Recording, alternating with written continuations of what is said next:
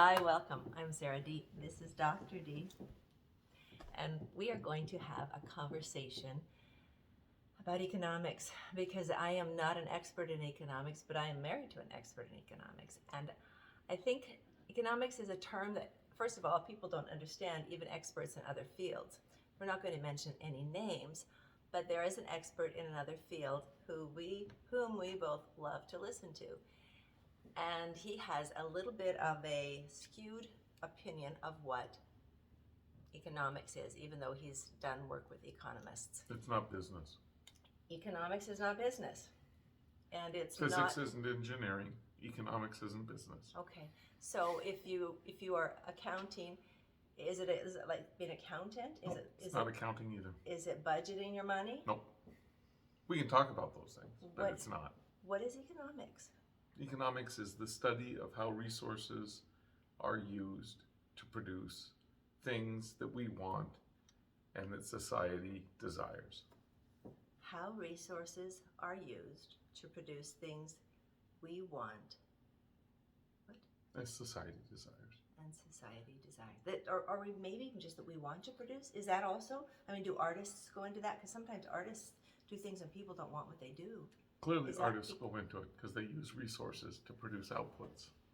Okay, so anything that involves resources and outputs.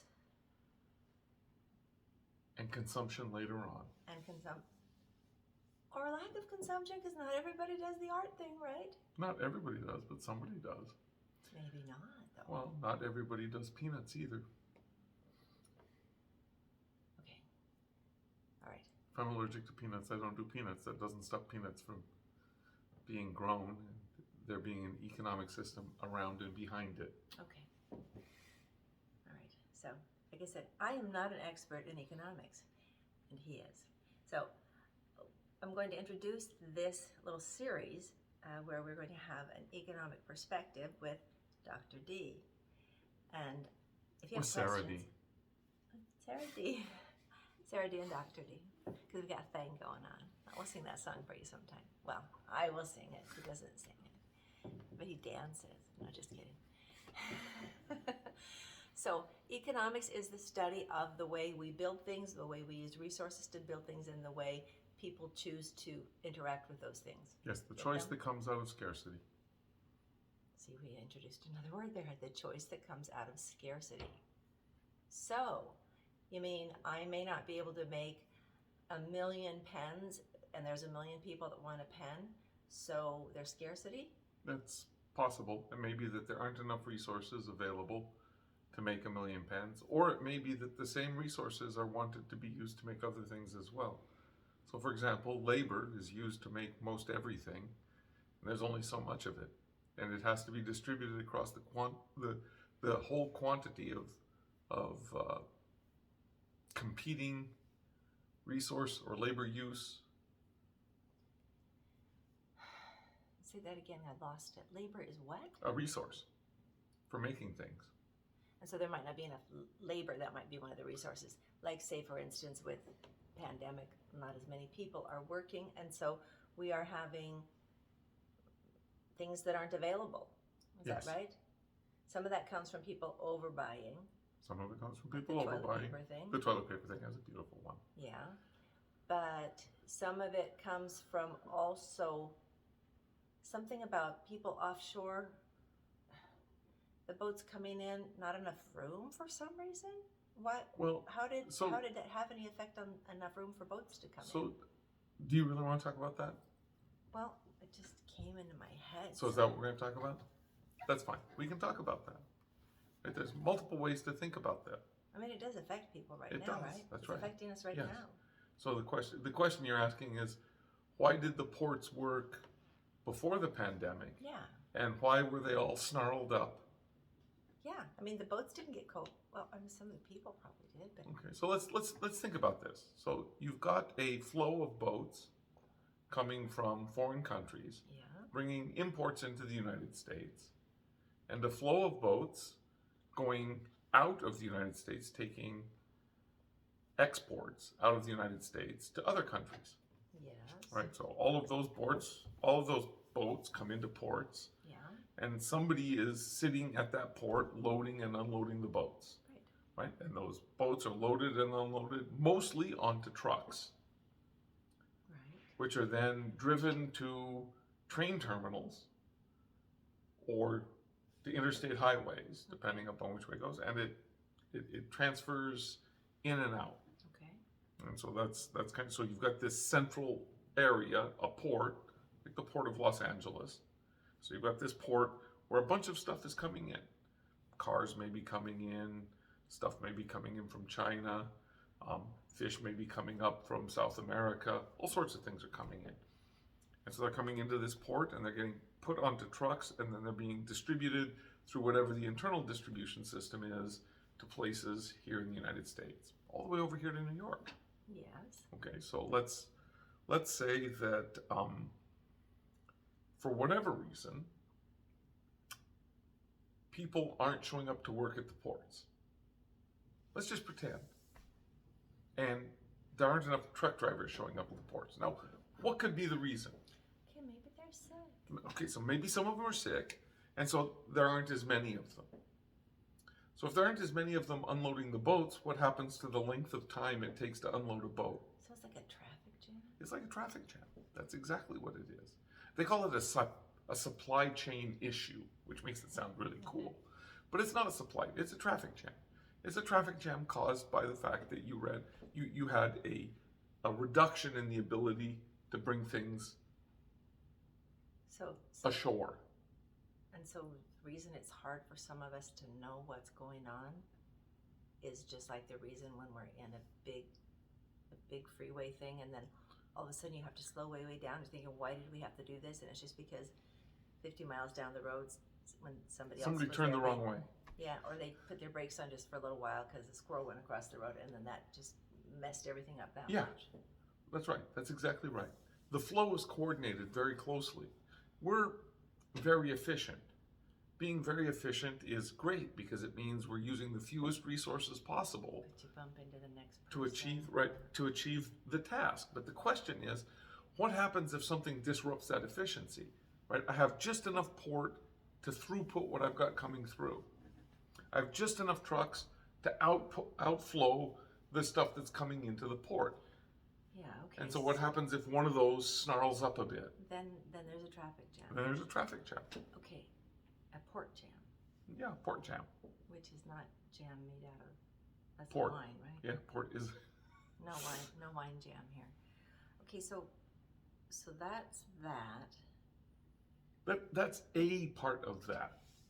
Right? There are all sorts of other parts that come into play as well. So that's the disruption. You said something about efficiency in Right. there. What does that have to do with economics? Well, efficiency, the way an economist would define efficiency would be, how can I make something? And I'm talking about of equivalent quality across the board, right? So there's lots of ways that I can go about making a light bulb. And let's just say they're all the same, exactly the same light bulb. Same wattage, the same life expectancy, the same everything. But there's lots of ways that I could go about making that light bulb. Right? And so the question is, what is the lowest resource cost way to produce it? And if I calculate the lowest resource cost way to produce it, then I'm efficient. And that's the definition of productive efficiency. Lowest resource costs to produce a particular set of outputs. Productive efficiency. Productive efficiency. All right. Right? And so in the very real sense, the port was at near productive efficiency. Now, we run into that problem with a lot of our oil refining as well. Oil refineries, because we can't build a lot of new ones. People get upset about oil prices a lot. They do. Gas prices. They get upset about lots of things. Because we can't buy a lot of new ones. We can't build a lot of new ones for environmental reasons, good or bad, whatever they are. They're environmental reasons. It's hard to build a new oil refinery anywhere here in the United States. So it's hard to build a new one. So I've got to take the ones that I have and I've got to use them as efficiently as possible. This is so weird. And so I do. Right? I'm getting ExxonMobil. bonbons, but I'm not going to let anybody make bonbons. Well, I'm no, going to fly in an airplane, but I'm not. I'll let you make them in the factory that you have. And now what you're going to have to do is, if I want more bonbons, So stupid. my factory has to make more. That's all. It may be stupid or it may not be. I don't know. I don't live next to an oil refinery. I can understand not wanting an oil refinery opening up next door to my house. I really can. Well, yeah, but you don't have to have it next to your house. There's a lot of land. But there are people living everywhere. There may not be a lot of people living There everywhere. aren't people living in Greenland. Parts of Greenland. There are.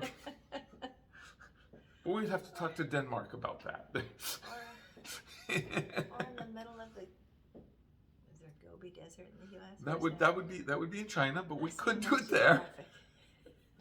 We could do it there as well. We have a desert No. here. It's not Sahara. We have a desert. Yeah, we do. We have deserts in Utah. Yes. Oh. We just call those the high plains. Well, I think there's a lot of, I don't know that much about Death it. Valley is a great desert down in California. Yeah, Yeah, there we go. they'd be all over that.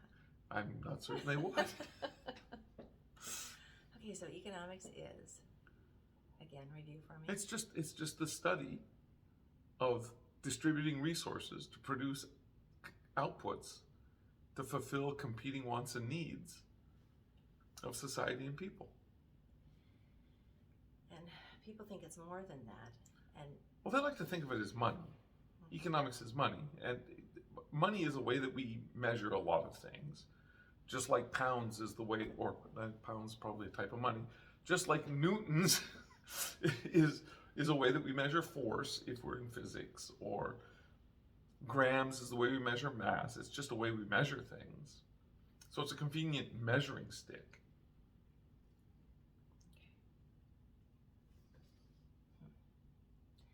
so, okay, so about the ports. When are they going to be done being backed up? When is the traffic jam going to end?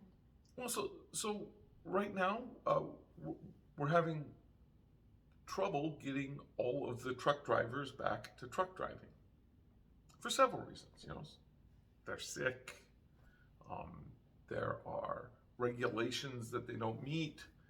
So if a port is a public facility and it requires certain vaccinations to get onto it, and some people don't choose to have those vaccinations, then they'll do something else as opposed to go to the port, right? So there's lots of possible reasons other than just that are slowing down the untraffic jamming. Plus the fact that there are very few crane operators available that can pull those big, huge boxes. For the same reason.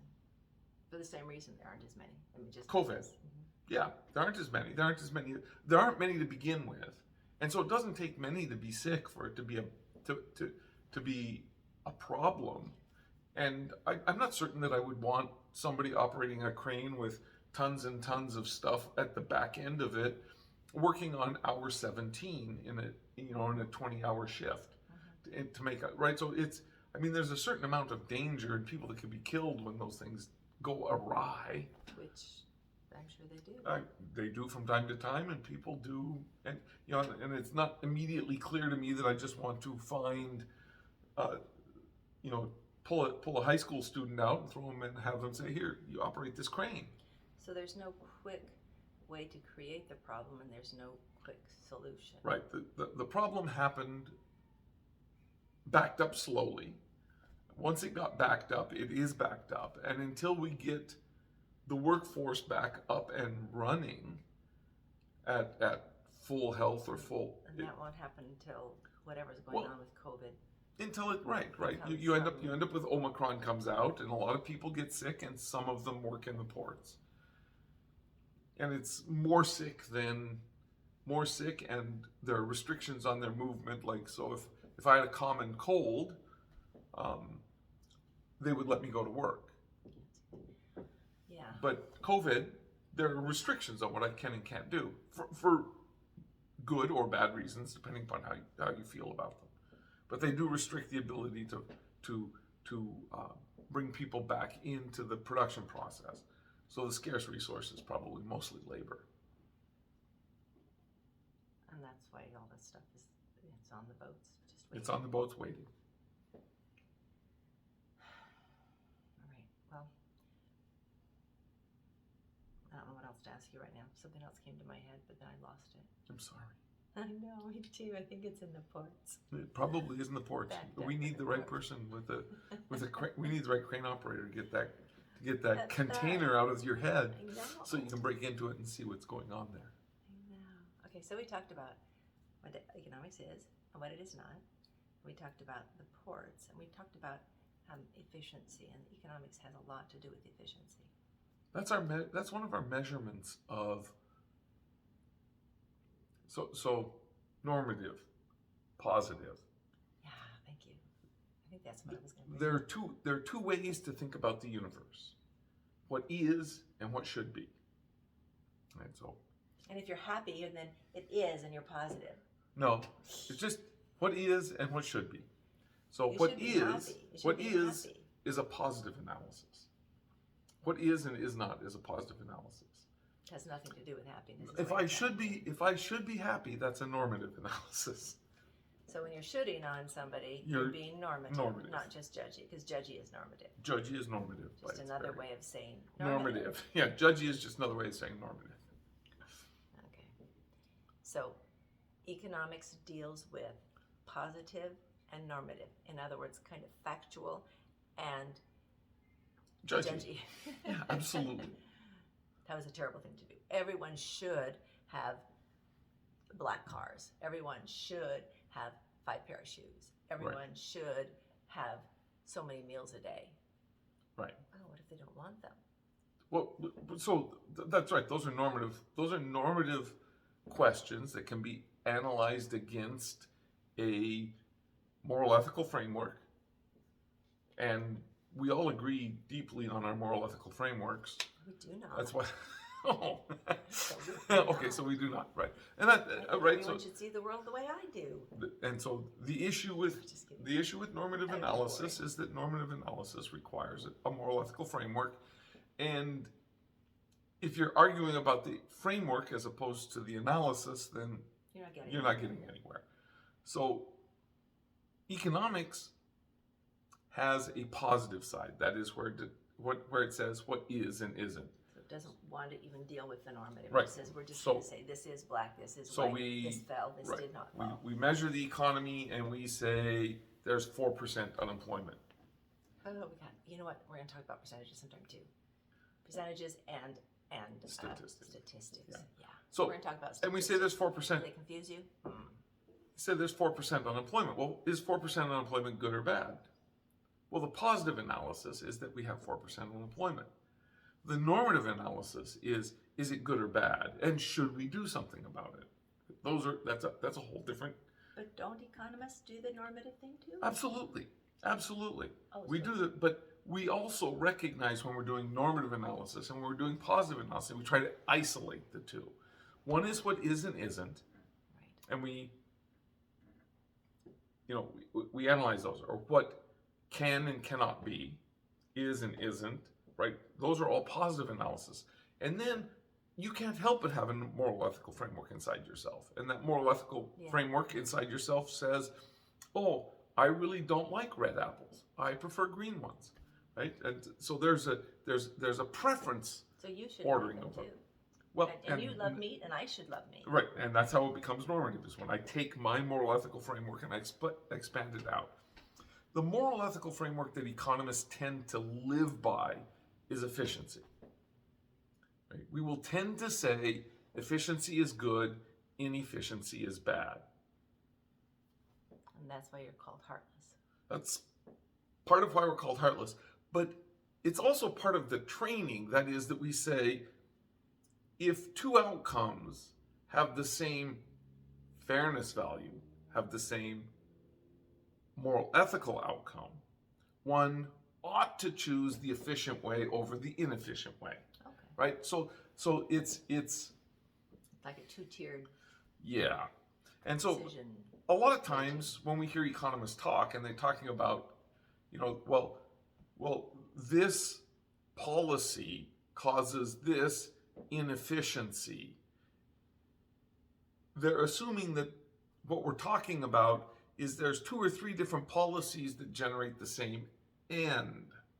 And the one that has the least inefficiency is the one that should be used to generate that end. So there's So there is some, right? There's Right, because, well, and that's kind of in the definition, I guess. right. The definition includes some normative trying to exclude it. As soon as you move into the policy arena, you're moving into social outcomes that are always going to be evaluated against social norms, against moral ethical frameworks held by society or parts of society, depending upon what you do. So that's always going to be a case. Anytime you do an analysis, I could say unemployment is 4%.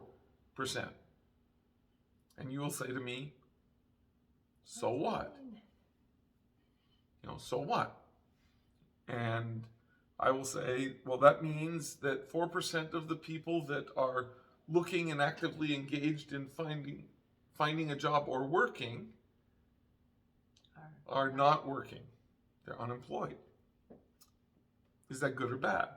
Well, that's a whole different thing. Well, if they're really looking, it's not good for them unless they're getting a fat unemployment check and they're really not looking. Well, one of the there's a misconception that many of us have about unemployment, and the problem with thinking about unemployment as being a license not to look for a job is that one of the requirements to collect unemployment is that you have to be actively looking for a job, and if you're given a reasonable offer, you have to take it. That's one of the things that's written into the legislation. Well, I know that, but I also know people fudge it all the time. Well, and the speed limit on the highway is 65 miles an hour, and people fudge it all the time. Yes, everything is fudged because it's not perfectly policed. But it's not. But for the normative thing, I was just saying, is it good or bad for them? Well, if they're really trying not to work, but I'm just saying, then it would be. I would say that probably doesn't hold up well or long. Yeah. And oh, by the way, unemployment only lasts for a short while. So it's not clear that that's a real problem with unemployment. I know it's a moral ethical judgment that you can make. It's a moral ethical story you can make about it, and you can always find the anecdote. My cousin, 6 times removed, his brother-in-law told my sister's dog's hair groomer that, right? So and then we've got this piece of information that we then turn into, well, everybody is this rumor, and that's problematic. I'm not saying that people don't cheat systems. People cheat systems all the way, all the time. And the question is unemployment any more cheated than any other system? And my guess is probably not. How's that? Okay. I wouldn't say that it's especially set up to be cheated on. Well, we've rambled, haven't we? We have. And that's my doing, because you're letting me lead you. As I should. Because it's Sarah D's conversation. Yeah. So anyway, we're going to shoot for doing this maybe once a week. And if you have any questions that you are concerned about in the economy or, in the marketplace in any way, shape, or form, please leave a comment, ask a question below, and we can get perspective from a PhD economist. He taught at West Point forever. Everyone knows him there. I loves him. But I love him most. Thank you for sharing a few moments with us. And I'm Sarah D. And this is Dr. D. Make it a great day. Namaste. Thank you. Namaste.